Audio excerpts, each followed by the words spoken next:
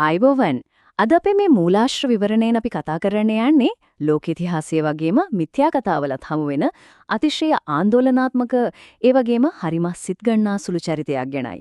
ඒ වෙන කවුරුත් නෙවෙයි රාවණා රජු. අපි අද විමසා බලන මූලාශ්‍ර සහ පරිවේශනාත්මක ග්‍රන්ථවලින් අපිට පෙන්වා දෙන්නේ මේ ඓතිහාසික චරිතයට හාත්පසින්ම වෙනස් වූ මුහුණුරවල් දෙකක් තියෙනවා කියන එකයි. එක පැත්තකින් අපි කවුරුත් අහලා තියෙන ඉන්දියානු වීරකාව්‍යයේ එන කතාව අනිත් පැත්තෙන් ශ්‍රී ලංකේය ඓතිහාසික කතිකාව. ඉතින් මේ ද්විත්ව උරුමය ගොඩනගිලා තියෙන්නේ කොහමද කියලා අපි දැන් පියවරෙන් පියවර විමසා බලමු. හිතලා බලන්න ඉතිහාසයේ හිටපු දරුණතම දුෂ්ටයෙක් විදියට සැලකෙන චරිතයක් ඇත්තටම වැරදියට වටහාගත්ත වීරයෙක් එමත් නැත්නම් තාක්ෂණික දැවන්තයෙක් වෙන්න පුරුවන්ද මේක නිකන් අදහසක් විතරක් නෙමෙයි නවීන පරිේශකයන් වගේම සාමාන්‍ය ජනතාවත් අදටත් මතු කරන ප්‍රබල තර්කයක් තමයි මේක පුරාණ වීරකාව්‍යයන් ගැන අපේ හිතේ තියෙන සම්ප්‍රදායික විශ්වාසයන් සම්පූර්ණයෙන්ම කනපිට පෙරලන්න මේ කාරණේ සමත් වෙනවා හොඳයි අපි මේ ගැන තවදුරටත් ගැඹුරින් හොයලා බලමු මුලින්ම අපි ලෝකයේම දන්න සාම්ප්‍රදායික ඉන්දියානු වීරකාව්‍යයේ කතාවෙන් පටන් ගමු. ඒ කියන්නේ රාමායනයේ එන මහ දුෂ්ටයාගේ කතාව. වාල්මීකිගේ රාමායනයට අනුව නම් රාවණා කියන්නේ දෙවිවරුන්ව පවා Tamanට යටත් කරගෙන හිටපු අතිශය බලවත් ඒ වගේම ක්‍රූර පාලකයෙක්. තමන්ගේ සහෝදරිය වන සුපර්ණිකාගේ නාසය කැපුවට පරිගැනීමක් විදිහටයි ඔහු රාමාගේ බිරිඳ වන සීතා දේවියව පැහැරගෙන එන්නේ. ඉතින් ලෝකයා ඉදිරියේ වූ නිරූපණය වෙන්නේ ක්‍රූර දුෂ්ටයෙක් විදිහටයි. කතාවේ අවසානයේදී රාමා අතිනොහු පරාජයටපත් වෙනවා. මේ පරාජය සහ රාමාගේ ජයග්‍රහණය අදටත් ඉන්දියාව ඇතුළු ලොව පුරා බිලියනයක් විතර ජනතාව දීපවලි සමයේදී ඊටම උත්කර්ෂවත්ව සමරනවා. නමුත් කතාවේ අනිත් පැත්ත මීට වඩා හාත්පසින්ම වෙනස්. හෙළදිවෙන්, ඒ කියන්නේ ලංකාවෙන් මතුවෙන විකල්ප ඓතිහාසික කතිකාව මීට වඩා සම්පූර්ණයෙන්ම වෙනස් සතකක යනවා. මේ පරස්පරය ඇත්තටම පුදුම සාගතයි නේද? එක පැත්තකින් බලනකොට පලිගන්නා චේතනාවෙන් ක්‍රියා කරපු හිස් 10ක් තියෙන රක්ෂසෙක්. අනිත් පැත්තෙන් ලංකාපුරේ පාලනය කරපු අතිශය කාරුණික පාලකයෙක්, බුද්ධිමත් පණිවරයෙක් සහ ඉතාමත් දක්ෂ ආයුර්වේද වෛද්‍යවරයෙක්. එකම චරිතයක් රටවල් දෙකක කතාන්දර දෙකක් ඇතුලේ මෙතරම් වෙනස් විදිහක අර්ථකථනය වෙන්නේ කොහොමද කියන එක විශිෂ්ට කරුණක්. ඔබ දැකලා ඇතිනී රාවණා රජුට හිස් 10ක් තියෙනවා වගේ චිත්‍රවල අඳිනවා. ඉන්දියානු සාහිත්‍යය ඇතුලේ රාවණාට හිස් 10ක් තියෙනවා කියලා දක්වන්නේ ඔහුව බිහිසුණු විදිහට පෙන්වන්න. නමුත් ශ්‍රී ලාංකික කතිකාවට අනුව මේකේ ඊට වඩා ගොඩක් ගැඹුරුයි. දේශීය මූලාශ්‍ර පෙන්වා දෙන විදිහට දසිස් රාවණා කියලා හැඳින්වෙන්නේ ඔහුගේ අතිමහත් බුද්ධියයි. ඒ කියන්නේ ඔහු සතු වූ දැනුම් ශේෂ්ත්‍ර 10ක් එහෙමත් නැත්නම් ඔහුගේ රාජධානියට අයිති වෙලා තිබුණු ප්‍රධාන කලාප 10ක් තමයි මේකෙන් නියෝජනය වෙන්නේ. ශ්‍රී ලංකේය ජනප්‍රවාද ගැන පරිශීලනය කරන තාරා ජයසේකර මේ ගැන හරිම අපූර්ව සටහනක් ගෙනෙනවා. ඇය කියන විදිහට දසිස් ශ්‍රාවණා කියන්නේ බෝධිසත්වාත්මයක් නියෝජනය කරපු කෙනෙක්. ඒ නිසා ඔහුව සාමාන්‍ය කෙනෙකුට කවදාවත් ඝාතනය කරන්න බෑ. පුරාණ පුස්කොළ පොත් සහ සෙල්ලිපි වලට අනුවත් රාමනා රජු යුද්ධෙන් මිය ගිහින් නෑ. ඔහු සාමාන්‍ය සීමාවන් ඉක්මවා ගිය ආධ්‍යාත්මිකව බොහොම ඉහළ තලයක හිටපෝ අය කියන එකයි මේ දේශීය කතිකාවෙන් අවධාරණය කෙරෙන්නේ. දැන් අපි බලමු මේ යුද්ධ සහ මිත්‍යා කතාවලින් එහාට ගිය ඔහුගේ විශ්මිත හැකියාවන් සහ විද්‍යාත්මක ජයග්‍රහණයන් ගැන. අපේ මූලාශ්‍රවල සඳහන් වෙන ප්‍රධානතම තාක්ෂණික ජයග්‍රහණයක් තමයි දඬුමොනරය.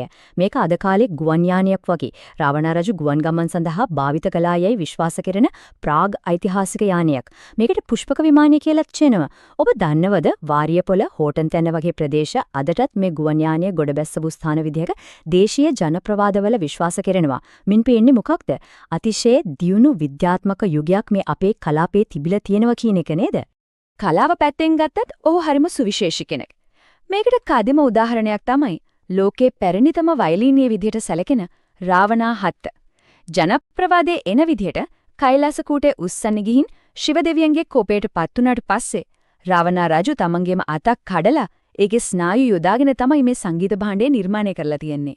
ඒකෙන් නැගුණු අමිහිරි නාදයට ශිව දෙවියන් පවා කඳුළු සැලුවා කියලා කතාවේ කියවෙනවා.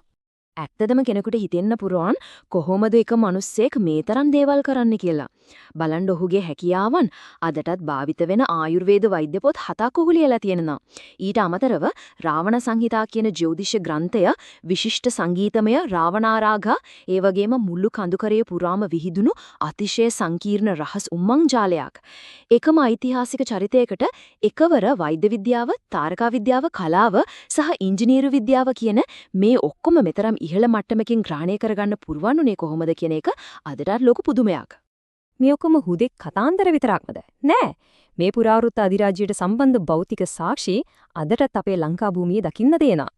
අපි මේ සංකල්පීය සංචාරයේ පියවර 3ක් ඔස්සේ දැන් ගමන් කරමු. පළවෙනි එක තමයි බණ්ඩාරවල සහ ඇල්ල ප්‍රදේශයේ තියෙන රාවණ ඇල්ල ගුහාව. දෙවෙනි එක අපේ ලෝක උරුමයක් වන සීගිරිය. තුන්වෙනි එක ඉන්දියාවත් ශ්‍රී ලංකාවත් යා කරන ආදම්ගේ පාලම එමත් නැත්නම් රාමසේතුව. මේ සෑම ස්ථානයක්ම අතිශය ගැඹුරු ඓතිහාසික රහස් සගවාගෙන ඉන්නවා. මුලින්ම රාවණ ඇල්ල ගුහාව දිහා බලමු. හිතන්න මුහුදු මට්ටමේ ඉඳලා මීටර 1370ක් උසින් තියෙන මේ ගුහාව නිකන් ස්වාභාවික ගුහාවක් නෙවෙයි. පුරා විද්‍යාත්මක සොයාගැනීම් වලට අනුව මෙහෙන් ක්‍රිස්තු පූර්ව 20000කට පෙර මානව හිස්කබල් පවා හමු වෙලා තියෙනවා. මේවා වේගවත් ප්‍රවාහණය සහ රහස් ගමන් සඳහා මනාව ජාලගත කරලා හදපු මිනිස්සා විසින්ම නිමවපු ගෘහ නිර්මාණ විස්මිතයන් කියන එක මේ ව්‍යුහය පරීක්ෂා කරද්දී පැහැදිලි වෙනවා. ඊළඟට සීගිරිය. සීගිරිය ගැන තියෙන මේ විකල්ප කියවීම නම් ඊටත් වඩා සිත් ගන්නාසුළුයි. රාවණාවත කියන පැරණි පුස්කල පොතේ තියෙන විදිහද කාශ්‍යප රජු අලුතින්ම මාලිගාවක් හැදුවා නෙවෙයි. රාවණ රජුගේ පැරණි ආලක මන්දාව ප්‍රතිසංස්කරණය කරන එක විතරයි ඔහු කළේ.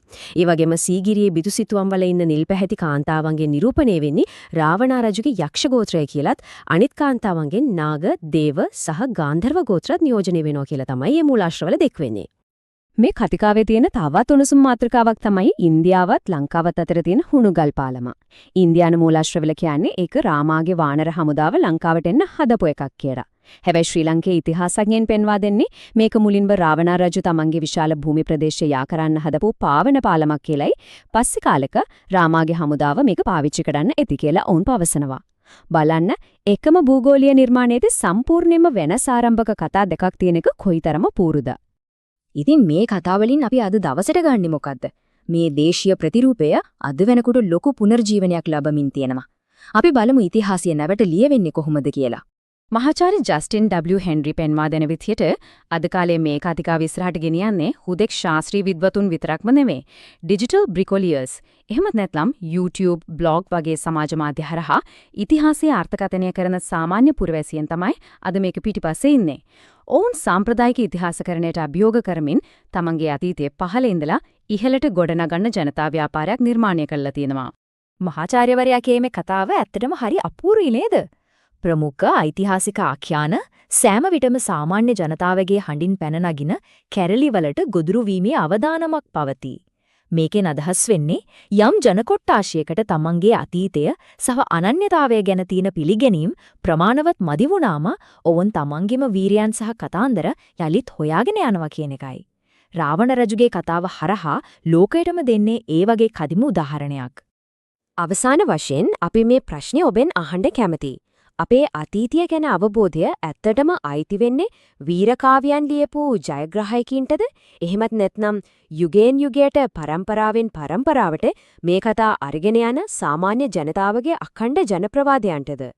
ඉතිහාසය කියන්නේ හුදෙක්ම පොත්වල ලියලා තියෙන අකුරු ටිකක් විතරක් නෙවෙයි, ඒක මිනිසුන්ගේ හිත ඇතුලේ වගේම මේ මහ පොළොවේත් සජීවීව පවතින දෙයක් කියලා මේ රාවණ පුරාවෘත්ති අපිට කියා දෙනවා.